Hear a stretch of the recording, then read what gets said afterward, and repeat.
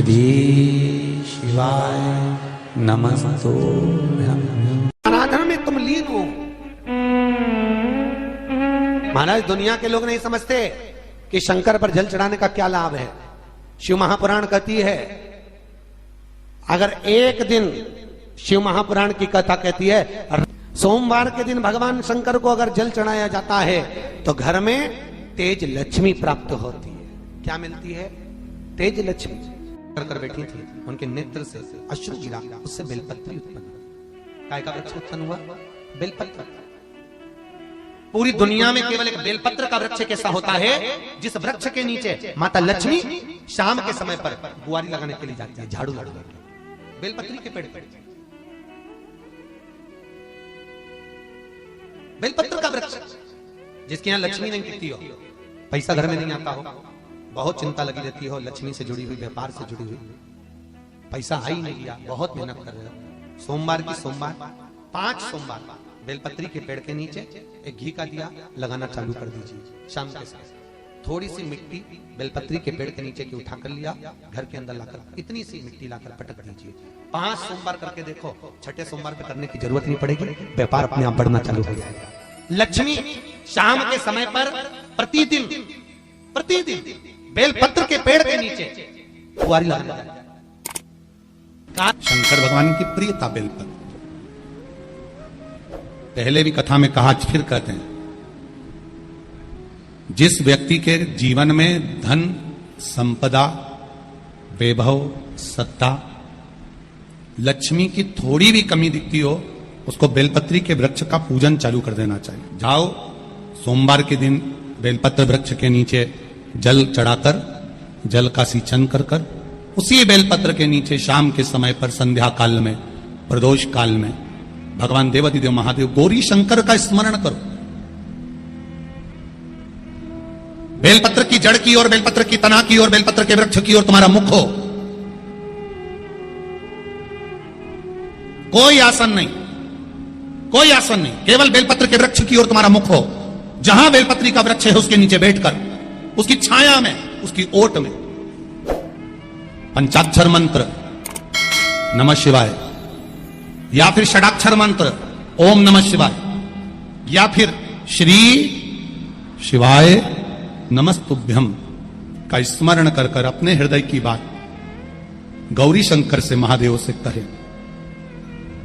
शिव महापुराण की कथा कहती है, 7 दिनों में एक दिन सोमवार का ऐसा होता है जिस दिन 33 कोटि देवी देवता बेलपत्री के वृक्ष के नीचे बैठकर भगवान शंकर और पार्वती का स्मरण करते हैं और शिव पार्वती उनकी झोलियां खुशियों से भरते हैं। देवता भी जिनका भजन कर रहे हैं वो बेलपत्री के वृक्ष के नीचे। लक्ष्मी, मां लक्ष्मी भी बेलपत्र के वृक्ष के नीचे निरंतर विराजमान होती है। और आप लोगों से एक निवेदन और करना चाहेंगे, ये मनुष्य का शरीर जब तक रहे, ये मानव की देह जब तक रहे, जिंदगी में एक बेलपत्री का वृक्ष अपने रहते रहते कहीं पर भी लगाना, उसको बड़ा करना, उसको बड़ा कर कर जैसे अपने बच्चे को बड़ा करते हो ऐसे लगाकर बड़ा कर कर महादेव से कहना कि मैंने अपनी जिंदगी में, मैं मर भी जाऊं, मेरे प्राण छूट भी जाएं, मेरे जाने के बाद मेरे घर के लोग 1 लोटा जल चढ़ाएं ना चढ़ाएं, बेलपत्री चढ़ाएं ना चढ़ाएं, पर ये वृक्ष मैंने बेलपत्री का लगा दिया, अगर मैं मर भी गई तो मेरे मरने के बाद भी मेरे हाथ की बेलपत्र महादेव को चढ़ती रहेगी, महादेव को प्राप्त होती रहेगी। लगाओ, एक बेलपत्री के पौधे को छोटे से बड़ा करो, बड़े से बड़ा करो, बड़े से बड़ा करो, और बड़ा करने के बाद उसको कहीं तुम्हारी मर्जी पड़े जहां, उस बेलपत्री के वृक्ष को लगाओ। अगर गलती हो गई, ये बहुत गलतियां हो गई, बहुत दुख पड़ गया, तकलीफ में आ गए, लग रहा है कि मुझसे बहुत गलतियां हुई है, बाबा मेरी नहीं सुन रहा, ये बेलपत्री का भाग की डंडी पीछे की ओर कर, जहां बैठकर बेलपत्र चढ़ा रहा, पत्ती का मुख अपनी और डंडी का मुख सामने। शिव की कुछ आराधना है, मेरे भोले बाबा की कुछ आराधना है। खाली ना जाता कोई,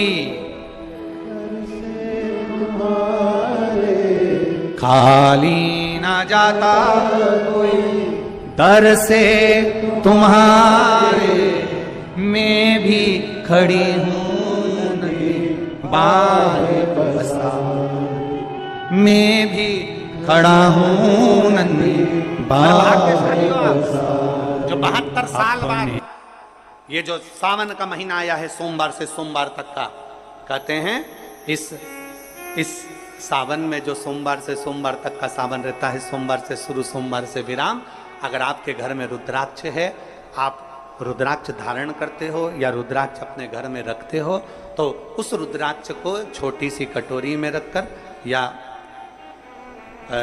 एक पात्र में रखकर 7 बार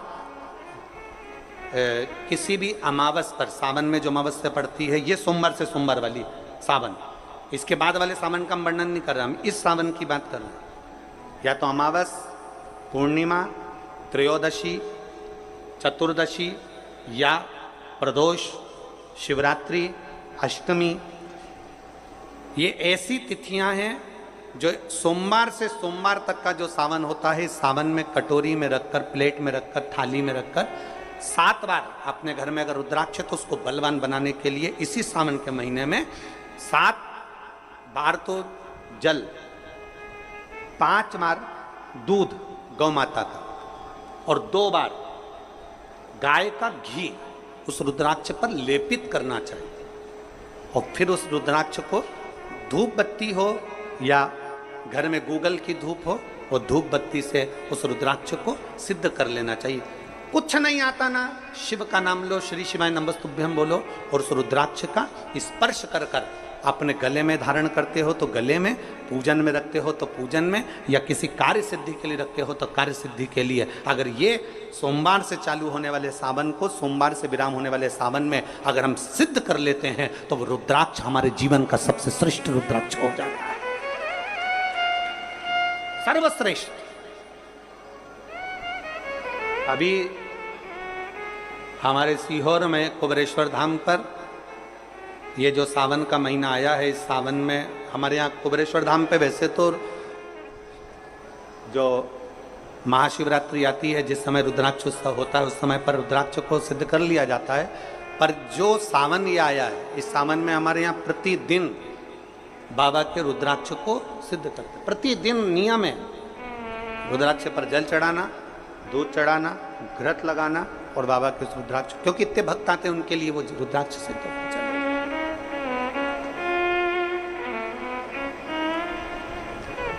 इसी सावन में 4 मुखी 3 रुद्राक्ष, कितने? 4 मुखी कितने? 3। 5 मुखी रुद्राक्ष 3 और 6 मुखी रुद्राक्ष 3। इनके बीच में सवा गांठ लगाई जाती है। 4 रुद्राक्ष कितने? जल्दी बोलो। 4 मुखी रुद्राक्ष कितने? 3। 5 मुखी रुद्राक्ष कितने? 3। 6 मुखी रुद्राक्ष कितने? 3। इनके बीच में सवा गांठ लगाई जाती है।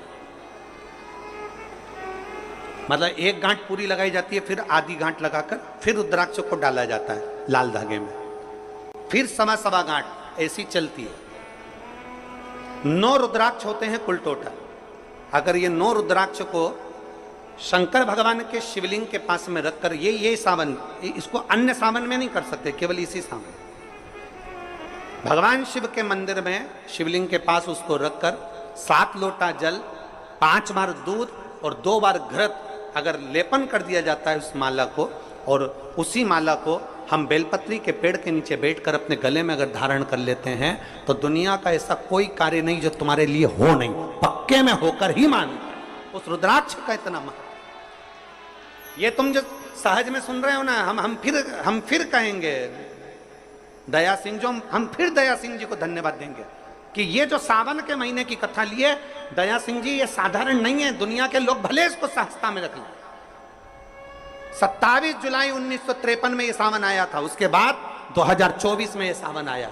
लोग तरसते हैं इस सावन के लिए कि इसमें हमें रुद्राक्ष को सिद्ध करना है, हमें इसमें बेलपत्र का पान करना है, इसमें हम जो मांगेंगे हमारा बाबा कृपा करने के लिए तत्पर रहता है। ये वो रुद्राक्ष का आनंद उठाते हैं। मैं धन्यवाद देता हूं दया सिंह जी आपको बहुत बहुत, और पूरी समिति को। शिव मंदिर में जैसे आप लोग जाते होंगे शंकर जी के मंदिर में, तो ये तो शिवलिंग हो गया, ये जलाधारी हो गई, ये जलाधारी है, ये शिवलिंग है। और जलाधारी और शिवलिंग के यहाँ शिवलिंग से लेकर जहाँ से पानी नीचे गिर रहा है, आप पानी यहाँ चढ़ाते हो तो ये घूम के यहाँ से नीचे आ जाता है। आपने जल यहाँ चढ़ाया शिवलिंग पे तो जल घूमकर यहाँ से नीचे आ जाता है। इस जगह से नीचे की ओर आ जाता है, इस स्थान से।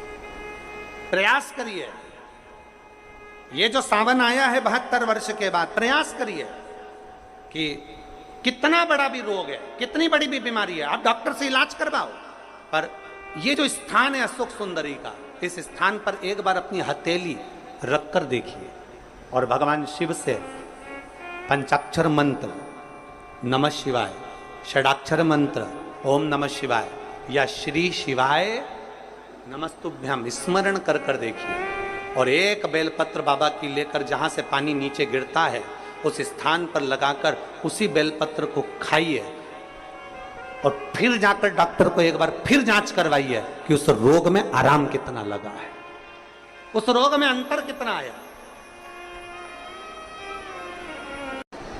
सावन का ये महीना जिसमें आप भगवान शंकर की अविरल भक्ति को धारण कर रहे हो, सोमवार से सावन चालू हुआ और सोमवार के दिन सावन विराम होगा। ऐसा सावन 72 साल के बाद आया।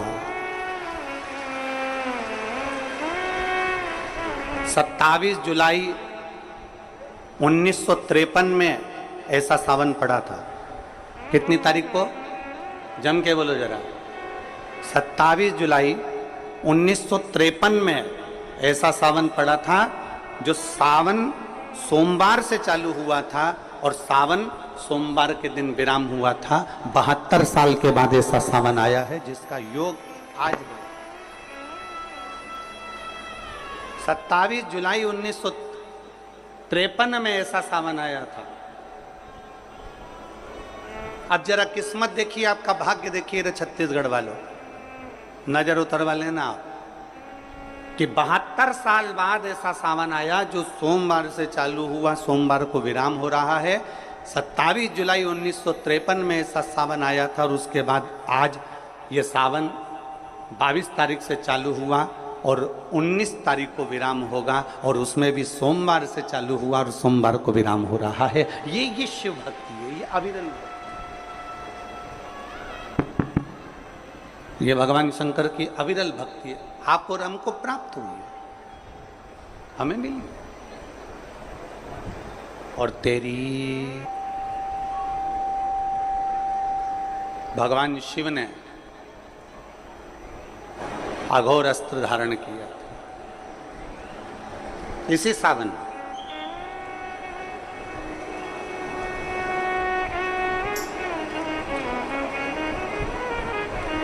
एक त्रिपुरासुर असुर हो गया, 3 पुरियों का निर्माण कर कर वो निवास कर रहा है।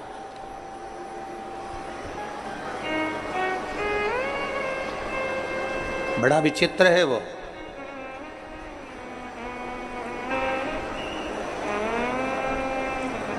बहुत सावन आते हैं, सारे सावन आते हैं।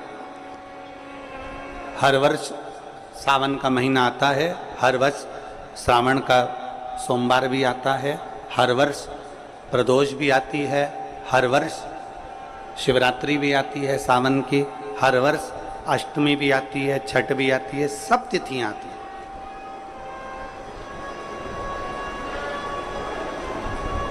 ये सारी तिथियां हर साल आएंगी, हर साल प्राप्त होंगी, पर जो योग मेरे देवाधिदेव महादेव का लगा है सोमवार से प्रारंभ होकर सोमवार के विराम का, ये सावन बार बार नहीं आता, ये सावन इतनी जल्दी नहीं आता।